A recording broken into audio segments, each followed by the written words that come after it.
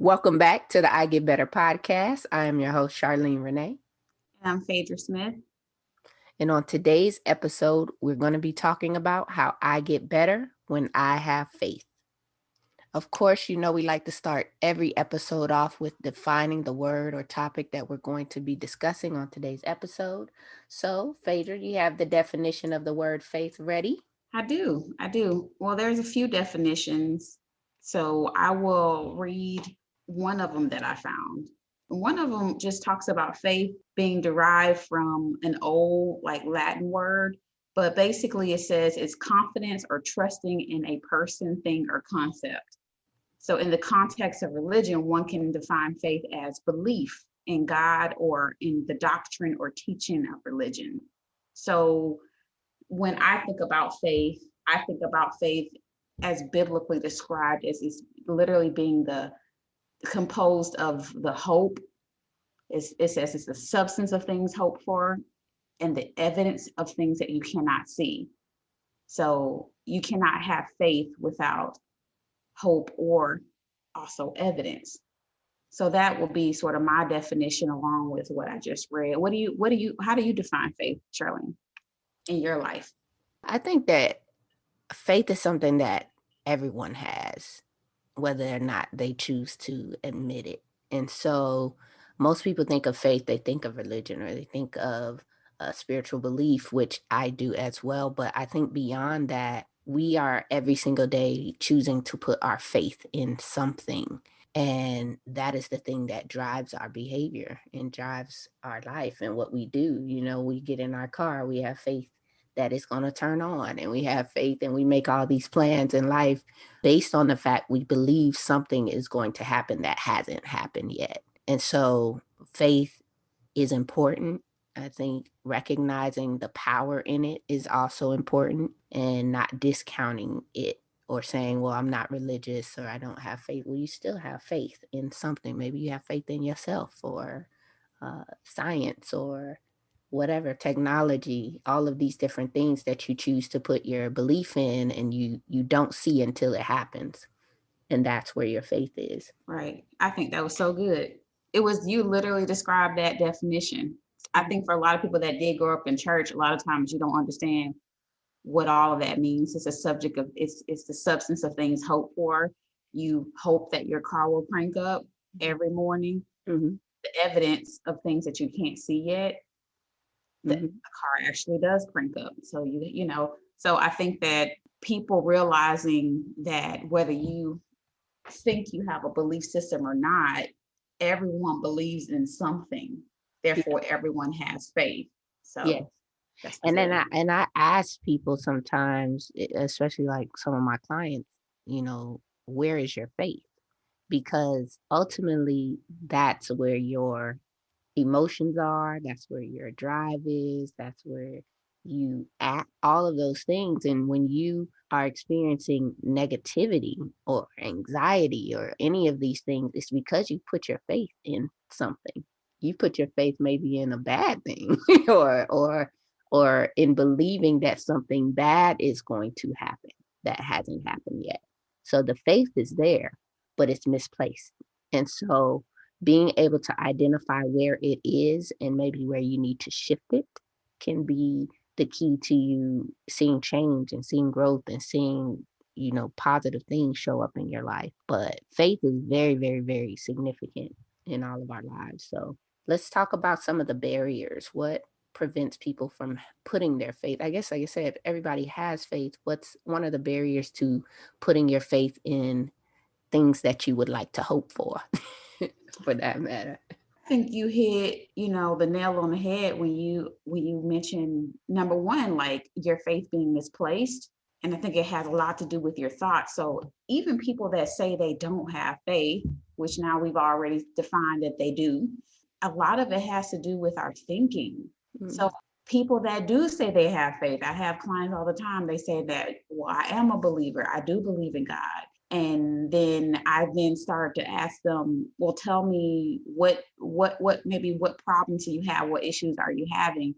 And then it veers away from what they say their faith is actually in. And so then I go back and do exactly what you're saying. I don't literally ask them that, but I do start to ask them, well, based on your faith, based on what you say you believe in, like, are your thoughts aligning with your behaviors? Are Mhm. you intellectually and also from a heart place? Are those two things aligning? And a lot of times they aren't. So then you have to go back and say, well, I think I know what I believe in, but what is my heart? What are my behaviors saying? So Mm. sometimes those two things are not lining up. So then going back and saying, okay, well, what do I want to solidify my faith in? Because oftentimes what happens is trauma is the thing that misaligns our faith. Mhm. We can intellectually know something, but our actual belief from a heart place is not aligned with what our head belief is. And so those two things can be off based on Right. trauma, based on hurt, based on past issues where my trust was broken, Mhm. based on past times where whatever traumatic event happened, my brain, my what I intellectually know is not the same thing that my senses are telling me. That's not the same thing that happens when I actually get into a relationship. I know that I can trust this person intellectually, but man, something in me makes me want to run when the Right. going is tough. So Yeah. So, and what you're saying basically is that your behaviors are not in line with your beliefs at that point. You're correct. behaving in a way where you're lacking faith, and you're saying with your mouth that you have faith, and those are incongruent. And then Correct. also, like you said, that trauma piece, at that point, you're putting your faith in an experience that you had and believing that that's going to happen again. So now it's the unknown is really tied to a known experience. So even though Mm, now it's not really complete faith at that point, it's based on this has happened before and I believe it's going to happen again.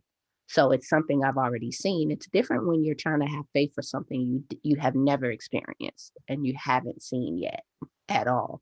Even if you've seen similar things or you've seen something that's kind of sort of like that thing. But when you have to believe for a very new thing that hasn't happened yet, that is very difficult to do because you don't have the evidence, like you said, to back up the belief. Now it's called, that's I think what they call blind faith, right? I yeah, haven't seen this before, but I know it's going to happen. So yeah, I'm going to now act in a way that confirms that this thing is going to happen. right. And a lot of people will be looked at like they're crazy, Yeah. or they're judged or they're treated poorly or they're mocked for that type Hmm. of faith. Hmm. Like, who are you to believe that this is going to happen or this could Hmm. happen? No one's ever done that before. No one's Right. ever seen that before. And it's limiting when you fail to utilize that type of faith. Right. So for many of us so I'll say for me and my belief system, I have to put my faith not in items or things or whatever. I have to put my faith in something for me that's solid, that I really do believe. So my faith is solidified in Jesus. So my faith now is in Jesus. So that's where my hope lives. That's where the evidence lives for me. So my faith, I don't have this kind of shaky ground when it comes to it. It's tied to an anchor. So I think for a lot of people I think faith goes a little bit deeper. What is your faith tied to? What is it in? My faith is not. So there's a book that I'm reading. I'm reading several books, but there's one book that I'm reading and it talks about it. It gives an example about your faith, and if you're falling off of a cliff, are you gonna question whether or not you should grab that limb or not? No, you're probably not. You're just gonna grab it, and that requires a bit of faith, but that requires that quick faith. Like, I'm not going to question whether or not this limb is going to hold me.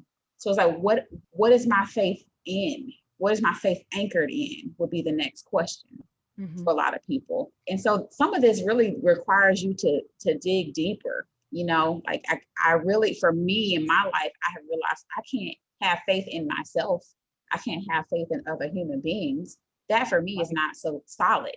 Right. I have to have a pretty firm foundation of what my faith is anchored to. I don't want it to be anchored to a buoy in the water Right. that moves around all the time. I want it to be anchored in something solid that's not going to move. So no matter how far away I drift away or whatever's going on in my life, I always have a home base to come to. And I think that is the root of a lot of my clients and even, my life. Like if we don't have a home base to come back to, then a lot of us often find ourselves drifting. Right. So And that can kind of get tricky too when you say not to have faith in yourself and not to have faith in others, because there are times in life where you do need to believe in yourself and you do need to practice and exercise trust in yourself and other people in order to form healthy relationships. You have to use faith to trust other people because you don't know what they're going to do. You don't know if they're not going to hurt you. You don't know if they're not going to disappoint you or do something to frustrate you, but you step out anyway because the right, faith is in what happens after the hurt or after the disappointment or after the frustration or after the letdown that people may have, or you may let yourself down at that point. So the faith goes beyond that and says, even if I step out and believe or trust that this person is going to do something good for me and they don't, I'll still be okay ultimately. right, right. But So, how do I know I'm going to be okay? It's right, because my faith is not in that person, it's not in myself. It is rooted in something higher than that. right. That's what Yeah. I'm yeah, so that's what I'm Yeah. saying. You're I right. don't have I don't have faith in that person or myself. I have faith in a higher being. Mhm. And that's where my faith is anchored, which allows me then, because I'm anchored, now that allows me to venture off. That allows me to trust other people and to do things that might seem scary because I know no matter what, I'm anchored in Yeah. something bigger. So you're right. I can do all the things. I can trust people now. I can do all those things because I have a solid anchor. So that's what I'm saying. Going back to what is your faith anchored in? Mhm. And that's what's going to help you to healthily explore these things that you might have run away from. So venturing, making sure that you go back and you say, what's my faith anchored in? Right. So that's some ways that we can all get better at having faith. Like Phaedra said, asking yourself, what do you believe? What is your faith anchored in? And how is that showing up in your behaviors? Is it in alignment?